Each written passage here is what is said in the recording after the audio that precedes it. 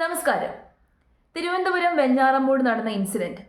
ആ ഇൻസിഡന്റിനെ കുറിച്ച് ഓരോ മാധ്യമങ്ങളും ഓരോ രീതിയിലാണ് വാർത്ത റിപ്പോർട്ട് ചെയ്തത്. ഈ വാർത്തകളൊക്കെ കേൾക്കുമ്പോൾ സത്യം പറഞ്ഞു കഴിഞ്ഞാൽ ദേഷ്യം വരും. കാരണം ഈ മാധ്യമങ്ങൾക്ക് ഈ ചെറുക്കനല്ല ഇത് ചെയ്തത് എന്ന് പോലും വരുത്തി തീർക്കാൻ നോക്കുന്ന രീതിയിലാണ് വാർത്ത റിപ്പോർട്ട് ചെയ്തത്. ഇവനല്ല ഇത് ചെയ്തത്, ഇവൻ എന്ത് കാരണത്താലാണ് ഇത് ചെയ്തത്, അവൻ പറഞ്ഞ കാരണത്താൽ ആയിരിക്കത്തില്ല, വേറെ എന്തൊക്കെയോ സംഭവങ്ങളുണ്ട്. ഈ രീതിയിലാണ് മാധ്യമങ്ങൾ വാർത്ത വളച്ചൊടിച്ചുകൊണ്ടിരിക്കുന്നത്. ഇനി നേരെ പോലീസുകാരുടെ കാര്യം പറയുവാണെന്നുണ്ടെങ്കിൽ ഇവൻ എന്തോ ഒരു വസ്തുവിന്റെ ഇൻഫ്ലുവൻസിലാണ് ഇത് ചെയ്തത് എന്നുള്ളത് നമ്മുടെ നാട്ടുകാർക്ക് മുഴുവൻ മനസ്സിലായതാണ്. കാരണം സ്വബോധത്തോടു കൂടിയിട്ടല്ല ഇവൻ ചെയ്തത് എന്നുള്ളത് വ്യക്തമാണ്. പക്ഷെ ഇവന് മാനസിക രോഗമൊന്നും ഉണ്ടായിരിക്കത്തില്ല. പക്ഷേ പോലീസുകാർ ആ ഒരു കാര്യം പബ്ലിക്കിന്റെ മുമ്പിലേക്ക് കൊണ്ടുവരുന്നില്ല, തുറന്നു പറയുന്നില്ല. ഇവൻ ലഹരി ഉപയോഗിക്കുന്നു എന്നുള്ള കാര്യം തുറന്നു പറയുന്നില്ല, അത് ഹൈഡ് ചെയ്യാൻ ശ്രമിക്കുന്നു എന്നെനിക്ക് തോന്നി.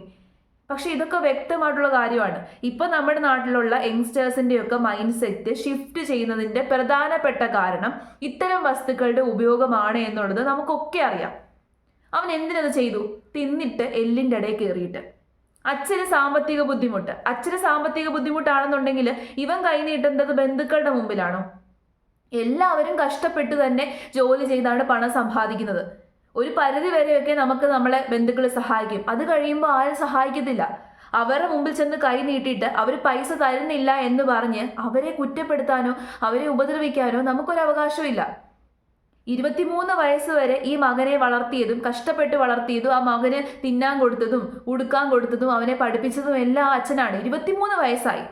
നല്ല രീതിയിൽ അധ്വാനിച്ച് ജീവിക്കാൻ ഉള്ള ഒരു ആരോഗ്യവും തൻ്റെ ഇടവും ആ പ്രായവുമായി അവന്. എന്തുകൊണ്ട് അവൻ അധ്വാനിച്ച് ജീവിക്കുന്നില്ല? അതിന് പകരം പ്രായമായിട്ടുള്ള ഉമ്മുമ്മയുടെ അടുത്ത് വരെ ചെന്നേക്കാണ്. അവർക്ക് പ്രായമായി, 90 വയസ്സായി. അവരുടെ അടുത്ത് വരെ ചെന്നേക്കാണ് കൈ നീട്ടാൻ. അവരുടെ കയ്യിൽ ആകപ്പാടെ ഉണ്ടായിരുന്ന സമ്പാദ്യം വാങ്ങിക്കാൻ വേണ്ടി ചെന്നേക്കാണ്. അത് വാങ്ങിക്കാൻ ചെന്ന സമയത്ത് ആ ഉമ്മുമ്മ പറഞ്ഞത്, എനിക്ക് ലാസ്റ്റ് അവസാന കാലത്ത് എനിക്ക് ഇത് മാത്രമേ ഉള്ളൂ, ഞാൻ തരത്തില്ല. അത് പറഞ്ഞത് കൊണ്ടാണ്, ആ ദേഷ്യത്തിലാണ് ഉമ്മുമ്മയെ വകവരുത്തുന്നത്. എന്നിട്ട് നേരെ ചെല്ലുന്നു അച്ഛൻ്റെ ചേട്ടൻ്റെ ഭാര്യയുടെയും വീട്ടിലേക്ക്. അവരാണോ സഹായിക്കേണ്ടത്? അച്ഛനെ സഹായിക്കേണ്ട ബാധ്യത ആർക്കാണ്? മക്കൾക്കാണ്. മകന് 23 വയസ്സായി. 10ഉം 18ഉം വയസ്സിലെ കഷ്ടപ്പെട്ട് ജോലി ചെയ്ത് കുടുംബം പുലർത്തുന്ന എത്രയോ ആൺകുട്ടികളെ നമുക്കറിയാം, എത്രയോ പെൺകുട്ടികളെ നമുക്കറിയാം. പഠിക്കുന്ന സമയത്ത് തന്നെ ജോലി ചെയ്യുന്ന എത്ര കുട്ടികളെ നമുക്കറിയാം. അവരൊക്കെ അവരുടെ കുടുംബത്തിന്റെ സാഹചര്യം മനസ്സിലാക്കി ആരുടെയും മുമ്പിൽ പോയി കൈ നീട്ടാതെ അച്ഛനെയും അമ്മയെ സഹായിക്കാൻ വേണ്ടിയിട്ടാണ് ജോലി ചെയ്യുന്നത്. പകരം ഇവൻ ഇവിടെ എന്താണ് ചെയ്തത്? ഇത്രയും നാളും അടിച്ചു പൊളിച്ച് ജീവിച്ചു. അച്ഛൻ്റെ കാശിൽ അടിച്ചു പൊളിച്ച് ജീവിച്ചു, ബൈക്ക് വാങ്ങിച്ചു, കാമുകിയും ഒത്ത് കറങ്ങി നടന്നു, എല്ലാ കാര്യങ്ങളും ചെയ്തു, എല്ലാ കാര്യങ്ങളും എൻജോയ് ചെയ്തു. പക്ഷെ പെട്ടെന്ന് ഇപ്പോൾ ആ സംഭവങ്ങളൊന്നും ഇല്ല. അച്ഛന് കടം കയറി, ഇനി അങ്ങനെ എൻജോയ് ചെയ്ത് ജീവിക്കാൻ പറ്റത്തില്ല എന്നുള്ള സാഹചര്യമായപ്പോൾ അവൻ പിന്നെ പോയി. അവന് ദേഷ്യം കയറി. അതാ ഞാൻ പറഞ്ഞത്, തിന്നിട്ട് എല്ലിൻ്റെ ഇടയ്ക്ക് കയറിയെന്ന്. ഇപ്പം തിന്നാൻ കിട്ടുന്നുണ്ടായിരിക്കത്തില്ല. അവന് ഫുഡ് കഴിക്കാൻ കിട്ടുന്നില്ല എന്നുണ്ടെങ്കിൽ, അവന് അടിച്ചു പൊളിക്കാൻ കിട്ടുന്നില്ലെന്നുണ്ടെങ്കിൽ അവൻ സ്വയം സമ്പാദിക്കണം. 23 വയസ്സെന്ന് പറയുന്നത് ചെറിയ പ്രായമൊന്നുമല്ല. നല്ല രീതിയിൽ അധ്വാനിച്ച് ജീവിക്കാനുള്ള ഒരു സാഹചര്യമായി. വലിയ വൈറ്റ് കോളർ ജോബുകളൊന്നും കിട്ടത്തില്ലായിരിക്കും, പക്ഷേ ഈ നാട്ടിൽ അധ്വാനിച്ചു കഴിഞ്ഞാൽ സുഖമായിട്ട് ജീവിക്കാം. നമ്മുടെ നാട്ടിൽ വന്ന് പണിയെടുക്കുന്ന ബംഗാളികളെ നിങ്ങൾ കണ്ടിട്ടുണ്ടോ? അവരൊക്കെ അവരുടെ കുടുംബത്തിലേക്ക് നല്ല രീതിയിൽ കാശ് അയച്ചു കൊടുക്കുന്നുണ്ട്. എന്തുകൊണ്ടാണ്? ഇവിടെ പണിയുണ്ട്, പണിയില്ലാത്തതൊന്നുമല്ല.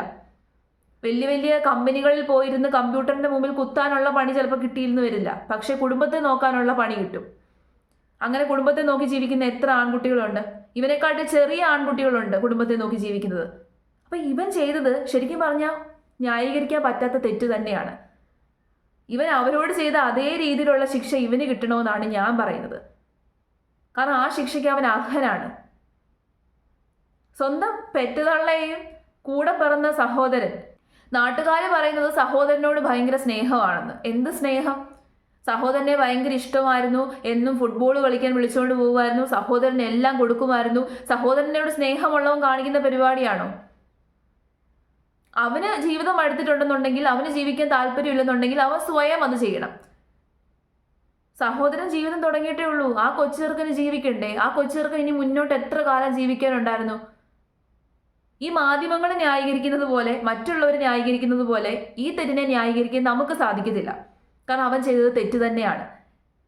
ഇനിയിപ്പോൾ മാനസിക പ്രശ്നമാണെന്ന് വരുത്തി തീർക്കാൻ വേണ്ടി വേറെ ആൾക്കാർ ശ്രമിക്കുന്നുണ്ട്. സൈക്കോയാണ്, മാനസിക പ്രശ്നമാണ്, അവന് മാനസിക പ്രശ്നം കൊണ്ടാണ് അങ്ങനെ ചെയ്തത്. അവൻ്റെ മാനസിക പ്രശ്നം ഇതാണ്. ഇപ്പൊ തന്നെ വ്യക്തമല്ലേ.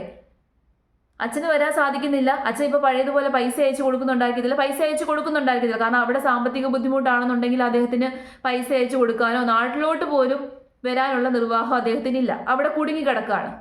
ഇപ്പൊ പഴയതുപോലെ ഒന്നും നടക്കുന്നില്ല. അപ്പൊ ഇവന് അടിച്ചു പൊളിക്കാൻ വേണ്ടിയിട്ട് ഉമ്മയോട് പൈസ ചോദിച്ചു കാണും. രാവിലെ ഉമ്മയോട് വഴക്കിട്ടിട്ടാണ് വീട്ടിൽ നിന്ന് ഇറങ്ങുന്നത്. ഉമ്മയോട് പൈസ ചോദിച്ചു കാണും. ഉമ്മയുടെ പൈസ കാണത്തില്ല, പൈസ കൊടുക്കത്തില്ല എന്ന് പറഞ്ഞപ്പോൾ നേരെ അവൻ വീട്ടിൽ നിന്ന് ഇറങ്ങി 10-15 കിലോമീറ്റർ അകലെയുള്ള ഉമ്മുമ്മയുടെ വീട്ടിലേക്ക് പോകുന്നു. ഉമ്മുമ്മയും പൈസ കൊടുക്കുന്നില്ല. ഇതാണ് സംഭവം.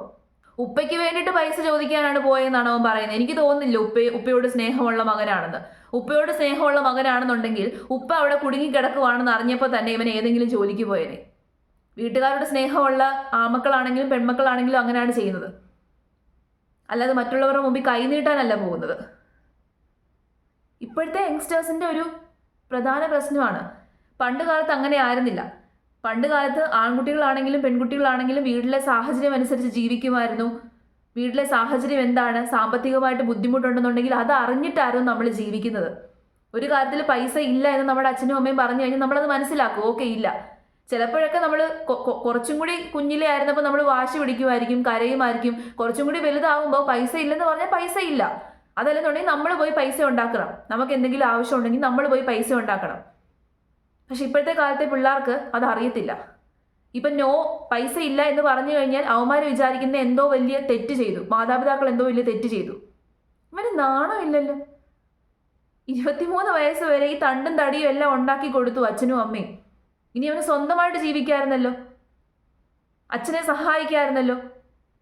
അപ്പൊ അതൊന്നും അല്ല പ്രശ്നം.